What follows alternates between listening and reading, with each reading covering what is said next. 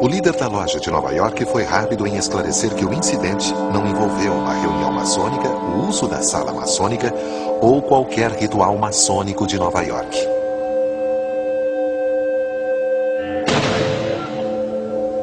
Ele também lembrou aos seus membros que armas de fogo não têm e nunca tiveram função em qualquer ritual maçônico.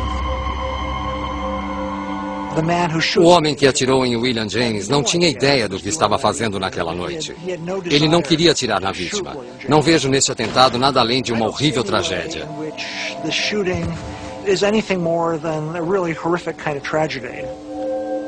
O homem em questão, Albert Aid, ficou devastado. Ele se confessou culpado, foi condenado por homicídio culposo em 2º grau e recebeu condicional.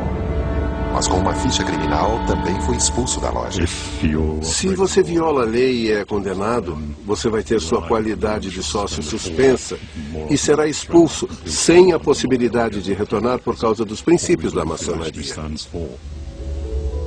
Todas as verdadeiras lojas maçônicas, por mais que sejam independentes, são fiéis a um código de honra que diz que um assassinato é inadmissível. Logicamente, entretanto, no caso de Roberto Calvi, não se pode culpar a maçonaria por esta morte. Calvi era membro de um clube seletivo chamado P2, que continha mais de 900 membros poderosos, variando dos líderes do serviço secreto da Itália a banqueiros, políticos e militares.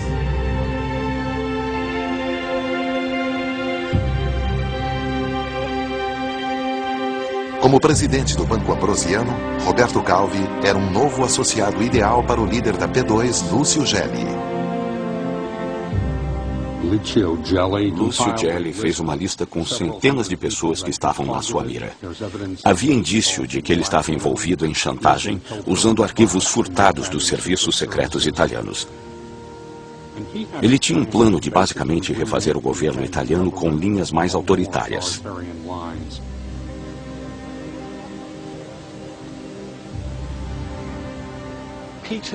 A P2 foi fundada em 1877, era uma loja italiana muito tradicional. Entretanto, nos anos 60 foi assumida por Gelli. E quando ele se infiltrou, a organização se tornou loja maçônica com um objetivo. Os motivos para a P2 colocar Calvi na diretoria eram claros. Eles tinham mais planos sinistros em mente que a necessidade de grandes quantias em dinheiro.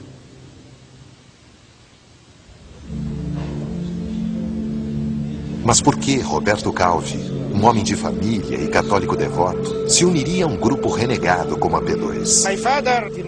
Meu pai não participava totalmente destas coisas por livre e espontânea vontade. O que acontece é que o banco tinha crescido e tinha se tornado alvo para aquisições.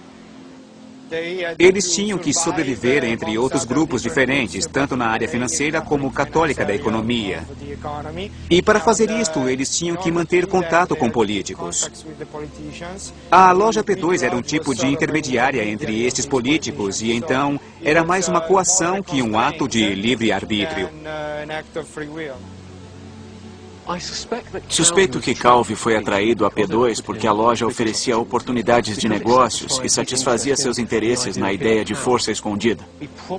Ele provavelmente não estava ciente quando se associou, certamente nas escalas mais baixas da organização, de que se tratava não apenas de uma sociedade secreta, mas de um grupo com intenções de conspiração para tomar o poder do Estado italiano. Havia indícios de que o Banco Ambrosiano estava emprestando dinheiro à P2 e servindo como fiador para algumas das pessoas ligadas a Gelli.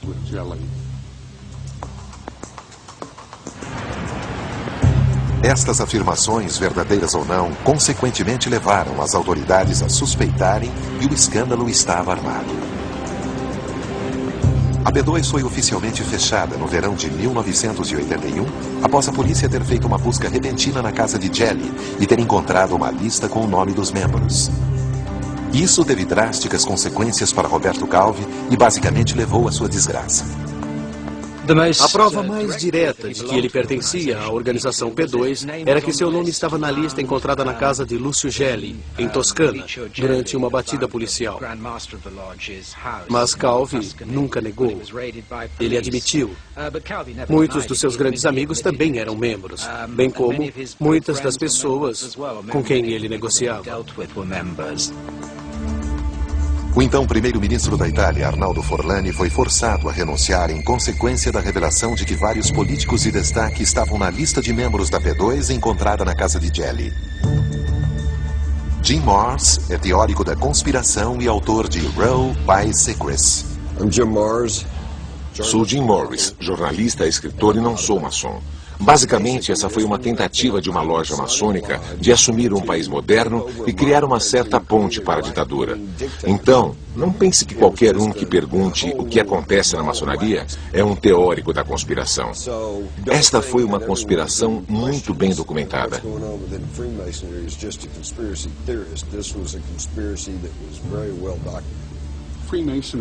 A maçonaria como movimento não beneficiou-se de nenhuma das impropriedades financeiras. Ela realmente não estava envolvida, exceto pelo grupo P2, que era uma loja irregular. É claro que a P2 foi fechada antes disso. Ela foi encerrada em meados dos anos 70 e os maçons já tinham se distanciado dela. Era vista como uma loja irregular e expulsaram o grão-mestre. Apesar dos membros da P2 não seguirem os códigos de conduta da maçonaria, o fato de se intitularem membros de uma loja e se encontrarem em segredo estava prejudicando os maçons. Por vários motivos, o caso da P2 é o pior da história dos maçons, porque apesar de ser uma loja maçônica, foi infiltrada por interesses externos, que então começaram a usar as ferramentas da maçonaria para seus próprios interesses.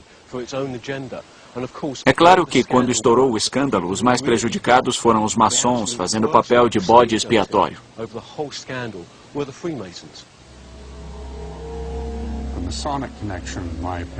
Na minha opinião, a conexão maçônica é excessiva. Pessoas más podem pegar boas ideias e bons movimentos e usá-los para maus propósitos. Mas isso é porque somos seres humanos. Lúcio Gelli poderia ter começado qualquer outro grupo. Poderia ter pegado um grupo de xadrez e ter feito a mesma coisa. Talvez ele tenha tido mais atitude e senso teatral e pensou que poderia usar elementos da maçonaria a seu favor. Alguns tentaram ligar o nome da P2 com outro assassinato também na Itália, desta vez não de um banqueiro, e sim de um papa. Se você perceber bem atentamente as circunstâncias que cercaram a morte do Papa João Paulo I, fatos sugerem que pode não ter sido como sempre foi relatado. Apesar do Papa João Paulo I ter ficado no poder por apenas 33 dias, seu compromisso se tornaria fatal. Uma teoria bem aceita é de que ele estava planejando iniciar uma investigação em uma organização secreta que teria ligação com o Vaticano. P2.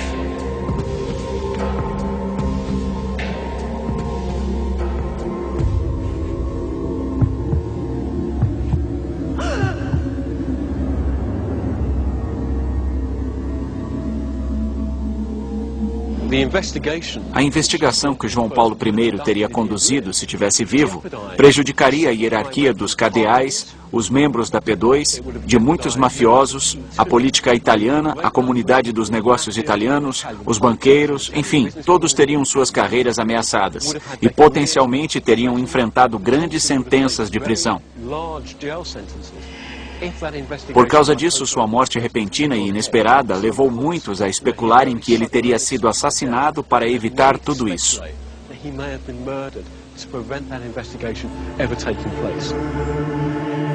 A causa oficial da morte foi ataque cardíaco. Ele foi embalsamado no dia seguinte à sua morte e não foi feita autópsia. Rupert Cornwell, um jornalista britânico que trabalhava em Roma na época, é cético em relação ao envolvimento da P2. A P2 nunca esteve envolvida com a morte do Papa João Paulo I. O problema de tudo isso é que os fatos são um prato cheio para as várias teorias da conspiração. Você pode ligar os acontecimentos. Tem pessoas que acham que João Paulo I foi assassinado. Eu não acredito. Acho que ele foi superado pela importância de seu trabalho e morreu em sua cama. Mas nós podemos apenas imaginar